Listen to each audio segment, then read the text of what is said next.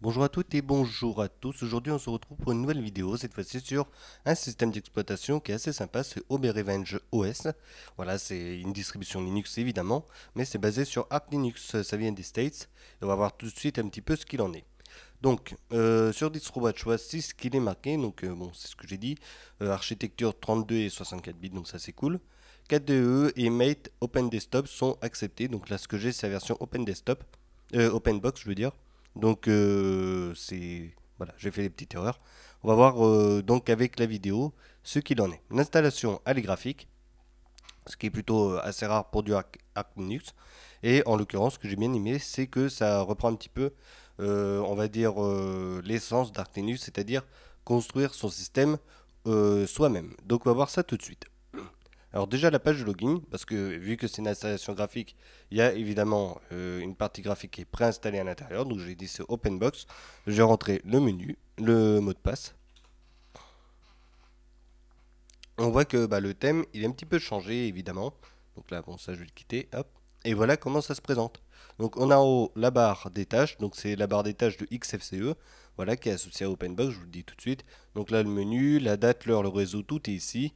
Ici la partie conquis, donc c'est un logiciel qui permet justement de personnaliser un petit peu son bureau, avoir des gadgets, des choses comme ça, un petit peu ce que l'on a sous Windows avec Rainmaker, qui est lui aussi libre. Donc voilà. Donc là on voit que sur la RAM, ici si on suit la souris, on va dire 300 mégaoctets de RAM utilisé pour du 64 bits, ce qui est très très peu, c'est très bien d'ailleurs. Voilà. Après, bah, pour le reste, il n'y a pas grand chose à dire de ce côté-là. C'est une machine virtuelle en l'occurrence. Ah, et si on a quand même la date et tout, en gros. Voilà le menu. Donc, évidemment, comme je vous ai dit, c'est sur base de XFCE pour le panneau. Donc, obligatoirement, le menu ressemble à ça. Alors, pour les accessoires, on a Conquis, on a le centre de contrôle, le dock, on verra ça après, le gestionnaire de fichiers, qui est ici. Enfin, il va arriver le temps de. Voilà. Donc, lui, il est totalement simple, hein. De toute façon, si je fais ici, et à propos, il n'y a absolument rien à part que c'est marqué que c'est version 3.24.1 du module fichier. Là, si je fais CTRL T, bien évidemment, on a les onglets, on est sous Linux, tout est bien. Voilà.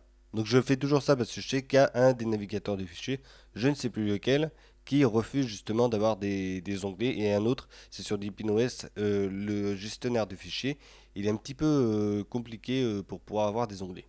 Voilà, c'est pas natif. Donc voilà, ça c'était pour les fichiers, la calculette dont tout le monde connaît, archive et tout. On a Tunar qui est ici, voilà.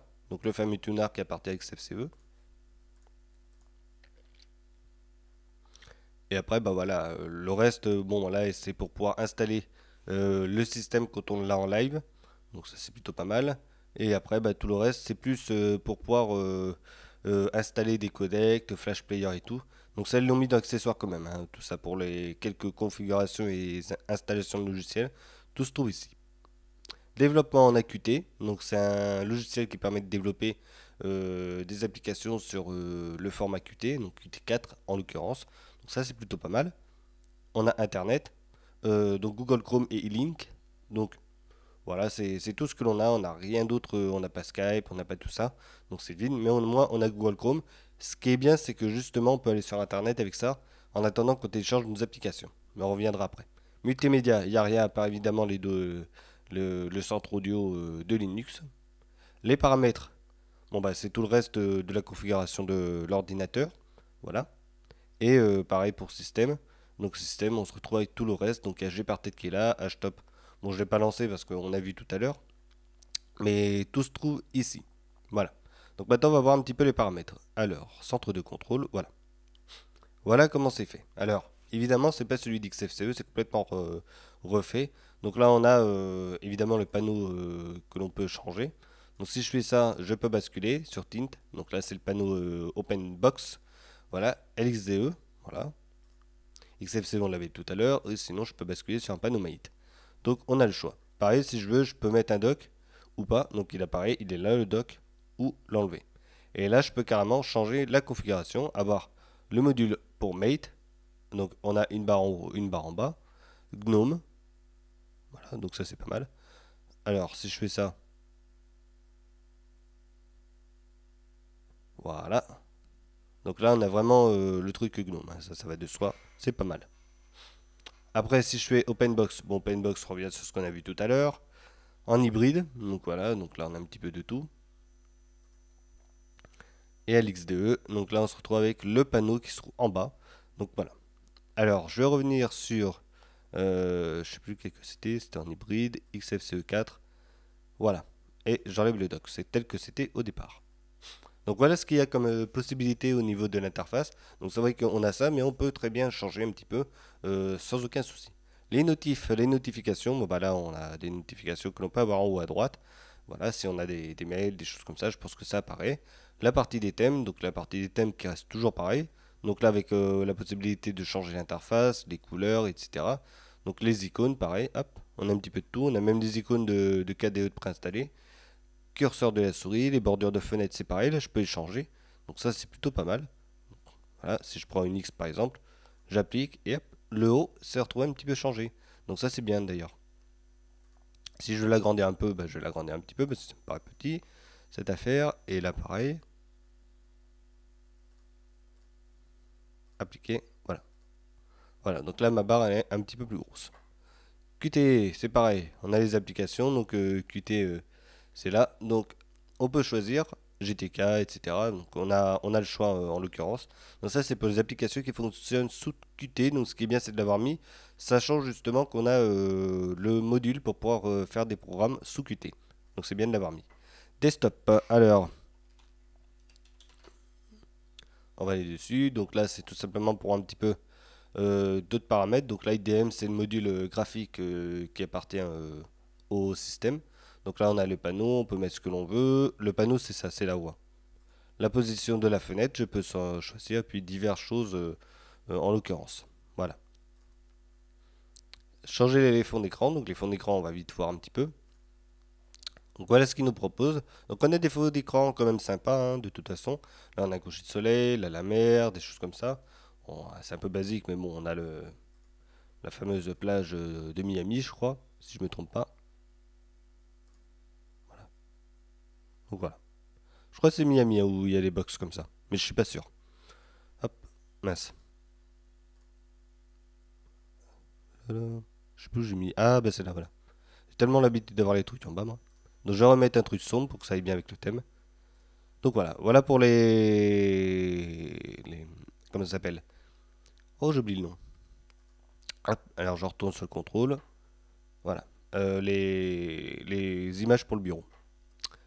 Alors, le network. Donc le net, on peut le configurer ici. Donc ça, c'est plutôt pas mal. Voilà. Bon, en fait, on a tout, hein. C'est vraiment le panneau de configuration habituel.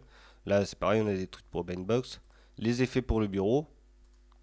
On peut gérer l'opacité et tout. Donc, je sais pas si vous voyez, mais là, ma fenêtre, elle est désactivée, mais elle est transparente. Un petit peu transparente, attention. Voilà. Et puis là, on a tout le reste. Là, la configuration pour l'alimentation.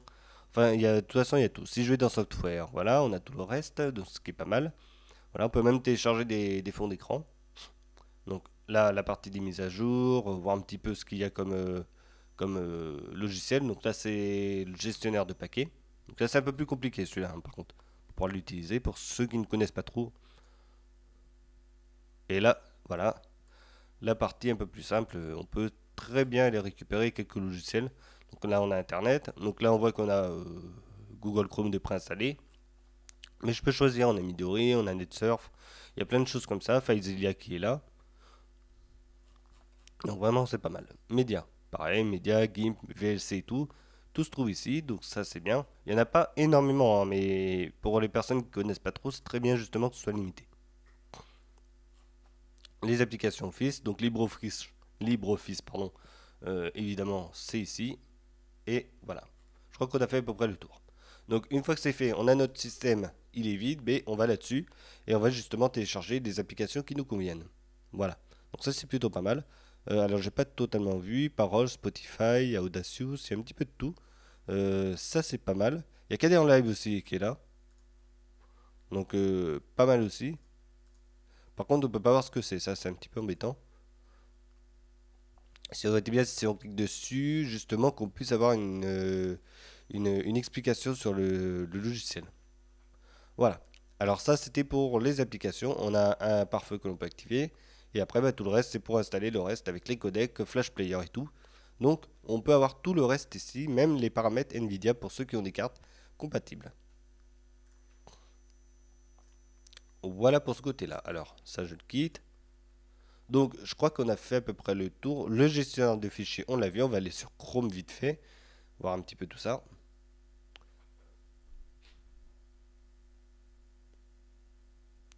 Donc, voilà Chrome qui s'allume. Donc là, pareil. Là, on voit que la RAM est en train de monter tranquillement. Hop, j'allume ça.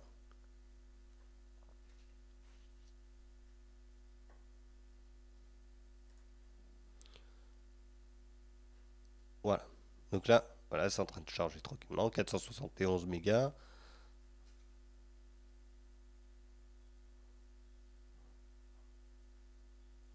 Voilà. Donc là, je suis en train de descendre justement. Pourquoi? Pour justement charger toute la page de ce côté-là. Donc, et on regarde en même temps si la RAM n'augmente pas trop. Donc là, toujours 471 mégas. C'est pas énorme, ça va, c'est correct. Il se tient bien quand même, hein, ça va. Donc bah là, maintenant, je vais ouvrir un autre onglet. Alors, je vais aller sur Wikipédia.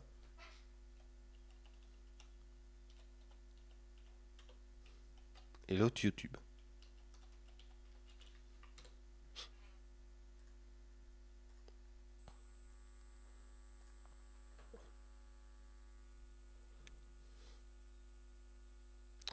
Voilà. Alors là, c'est en train de charger tranquillement. Voilà.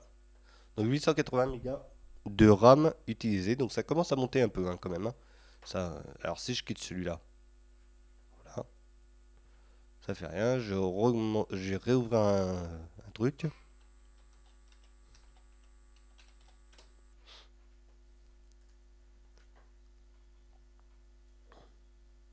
Voilà. Donc là j'ai ouvert la météo. 1 giga de mémoire utilisée. Bon, ça consomme pas mal hein, quand même, hein. Voilà. Et si je fais ça, hop, on retourne sur les 345 mégas, donc c'est normal. Voilà. Donc c'était justement pour voir un petit peu ce que ça consommait juste au niveau du navigateur. On voit que ça consomme plutôt pas mal. On va quand même jusqu'à 1 giga de mémoire vive utilisée. Donc c'est beaucoup malgré tout. Voilà. Alors je crois qu'on a fait le tour. De toute façon, on a vu les paramètres et tout. Bon. On va voir un petit peu les points positifs et les points négatifs du système. Donc, on va commencer par les points positifs, pardon. Alors, les points positifs, ça va être le système en lui-même qui est facile à installer. Donc, grâce à l'installation graphique, c'est plutôt pas mal. Pour ceux qui veulent pas s'embêter à installer Arch Linux comme ça en mode texte et tout récupérer, tout installer avec des lignes de code, entre guillemets, hein, j'appelle ça des lignes de code, mais c'est plus en tapant des commandes. Donc, pour ceux qui n'ont pas envie de s'embêter avec ça, ça peut être une alternative, sachant qu'il n'y a absolument rien dedans. Donc, quand je dis rien, c'est au niveau logiciel de bureautique. Voilà. Donc, on a juste Google Chrome qui est là. Le reste, ça n'y est pas, c'est à nous de le monter. C'est pareil, Google Chrome, on peut très bien le désinstaller, remplacer par Mozilla ou Midori ou autre chose. C'est plutôt pas mal. Voilà. Alors ça, c'est pour cette partie-là. Après, ce qui est positif aussi, alors ça peut être le thème, en l'occurrence, le thème graphique qui est utilisé. Alors ça peut être un point positif comme un point négatif, entre guillemets. C'est soit on aime, soit on n'aime pas. Voilà. Donc pour ma part, bon, j'aime bien, mais bon, je pense qu'on s'en laisse quand même assez vite de ce thème-là. C'est un petit peu trop sombre, je pense. Mais bon, après, ça, c'est un point de vue personnel. Mais sinon, voilà, ça peut être vraiment un point fort aussi. Donc c'est plutôt sympa. Autre point fort aussi, qu'est-ce que l'on a d'autre? Bah, c'est la RAM. Il y a très peu de RAM utilisée si on ne met pas le navigateur internet. Donc de base, c'est très bien de ce côté-là. 164 bits, faut le savoir. Donc 345 mégas, c'est très très peu. C'est très bien d'ailleurs. Voilà. Autre chose de bien, bah, ça va être le navigateur de fichiers. Il y en a deux de toute façon, dans tous les cas. Alors hop, voilà. Donc pareil, bon bah voilà, il est simple mais il fait son travail. Dans les deux cas, hein, que ce soit celui-là ou Tunar, dans tous les cas, ça va être assez simple en utilisation. Après, je vais pas vraiment utiliser beaucoup, mais en l'occurrence, c'est l'air d'être bon. J'ai pas regardé aussi pour les icônes, mais ça devrait pas trop déranger en l'occurrence. Voilà. Si je vais dans les préférences, alors comportement, on peut faire simple clic tout, donc ça c'est bon. Voilà, recherche aperçue, bon, il y a à peu près tout. Voilà. Donc un navigateur de fichiers normal hein, de toute façon. En fait, il va être un petit peu comme Tunar de ce côté-là, assez ergonomique et tout, et assez simple d'utilisation. Il n'y a pas 36 000 choses dedans. Donc ça, c'est bien. Voilà. Et pour finir, entre guillemets, pour faire les points positifs, et ben, ça va être le côté Arc Linux en l'occurrence. Quand je dis le côté, c'est parce que justement, on a le système, c'est ce que j'ai dit tout à l'heure, pour ceux qui veulent créer leur propre système, et ben ça va être un point positif parce que à part Google Chrome, on a quasiment rien, donc c'est à nous de mettre nos logiciels. Et pour ceux qui aiment bien justement faire ça, faire justement leur propre système, leur propre logiciel, juste ce qu'ils veulent, et ben ça va être cool. On va pas prendre n'importe quoi. On va pas avoir un système d'exploitation un petit peu comme ce que connaît sur Ubuntu avec pléthore de logiciels que l'on pourrait désinstaller pour en installer d'autres en plus. Donc ça c'est bien pour ceux qui recherchent ce côté-là. Donc voilà, vraiment vraiment cool de ce côté-là. Alors les points négatifs, il y en a un et je pense que vous l'avez vu, c'est que tout n'est pas traduit en français. J'ai fait la mise à jour, mais il n'y a pas l'option de région et tout pour pouvoir vraiment récupérer le pack en français. Voilà. Pour moi, c'est le point négatif. Après, c'est pas non plus aussi dérangeant que ça, mais c'est à prendre en compte malgré tout. Voilà.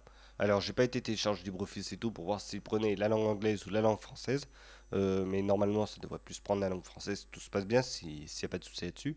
Voilà. Donc ça, pour moi, c'est le point négatif. Et après, l'autre point négatif, mais c'est plus anecdotique, ça va être le thème. Comme j'ai dit tout à l'heure, ça peut être un point positif ou négatif. Le thème peut déranger, mais on peut changer de toute façon. On va sur la partie des thèmes, on change l'interface et tout, ça, il n'y a pas de souci. Donc le fait qu'il soit pas aussi neutre que ça, le thème, ça peut peut-être déranger certains, mais comme j'ai dit, comme ça se change, il n'y a pas de souci en l'occurrence. Et après, alors celui qui est vraiment anecdotique, ça va être surtout le fait que l'on soit sur un système vide sans logiciel. Donc ceux qui veulent vraiment débuter sur Linux, et bien justement, à part avoir installé ça facilement, ben, c'est tout. Ils vont être un petit peu embêtés. Quand je dis embêtés, c'est quand on va sur les paramètres et tout. On a pléthore de paramètres. Donc on va peut-être pas savoir obligatoirement, enfin je parle pour les personnes qui débutent, ils vont peut-être pas savoir obligatoirement ce que c'est que tout ça. Voilà. C'est quoi le kernel, c'est quoi le grub, c'est quoi tout ça. Donc ils vont pas savoir, pareil pour le système de ce côté-là, faut connaître tout ça. Voilà. Bon, quoique le système, ça va encore. C'est cool. Mais le fait que voilà, il y ait plein de paramètres partout, qu'il faille justement télécharger pas mal d'applications, notamment ici. Alors ici, les codecs, le flash et tout.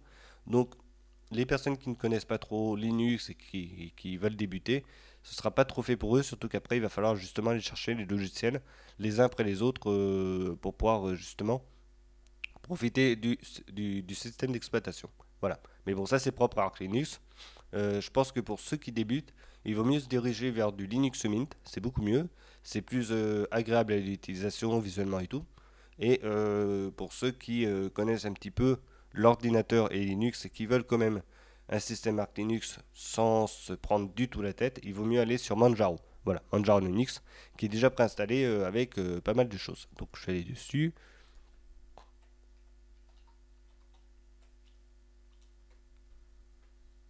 Voilà. Donc Manjaro, c'est ça. Alors, si je vais dans télécharger, et ben on a le choix. On a XFCE. Bon, ça c'est pour les personnes qui connaissent un petit peu le Linux et qui veulent débuter, hein. Donc XFCE, KDE, GNOME, en fait on a tout. Donc c'est vraiment par type. Et évidemment, si on va par exemple sur une version KDE, et ben c'est obligatoirement avec les logiciels KDE. Donc ça veut bien s'agrandir. Voilà. Donc File Manager, bon, bah, ça c'est Dolphin et tout. Donc on a toute l'interface KDE et l'environnement KDE qui va bien. Donc ça c'est plutôt pas mal. XFCE pareil, et puis GNOME c'est la même chose. Voilà. Mais celui-là c'est vraiment fait, on installe le système et après on met le logiciel. Et voilà, c'est pour ça que j'ai dit, j'ai un petit peu parlé de tout ça. Donc, est-ce que ça vaut le coup de l'installer? Bon, pour moi, j'ai pas vu de bug ni rien, pas comme Ubuntu qui lance pas mal d'alertes de crash. Donc là, il n'y en a pas eu, il n'y a rien du tout, tout est stable. Voilà. On utilise de la RAM quand on quitte, ça récupère toute la RAM entièrement telle que c'était au départ, donc ça c'est très bien. Le vidage de la RAM il est impeccable dessus, donc ça c'est un bon point. Voilà. Donc pour faire le bilan de tout ça, donc c'est un bon système qui est simple à installer et qui est très très bien pour les personnes qui recherchent un système à leur image, parce qu'après justement il faut aller chercher les logiciels soi-même avoir une connexion internet évidemment, ça va de soi. Mais tout est bon là-dessus, c'est léger, c'est stable et c'est facile à prendre en main, donc ça c'est plutôt cool. Et comme je dis, pour les personnes qui vraiment débutent sur Linux, il faudra plus se baser soit sur Manjaro pour ceux qui connaissent un petit poil Linux quand même, ou soit tout simplement sur Linux Mint pour être plus tranquille de ce côté-là. Alors il y a Ubuntu aussi, mais vu le nombre de crashs qu'il y a depuis quelques temps, faut peut-être mieux attendre qu'il soit beaucoup plus stable. Je pense que ce sera beaucoup mieux. Et de toute façon, ils vont ressortir Ubuntu une version avec GNOME d'intégrer et quitter Unity. C'est peut-être celui-là qui justement dérange par rapport à eux, mais ils devraient retourner à leur base. On verra par la suite ce que ça donnera, de toute façon. Mais ce serait plutôt pas mal.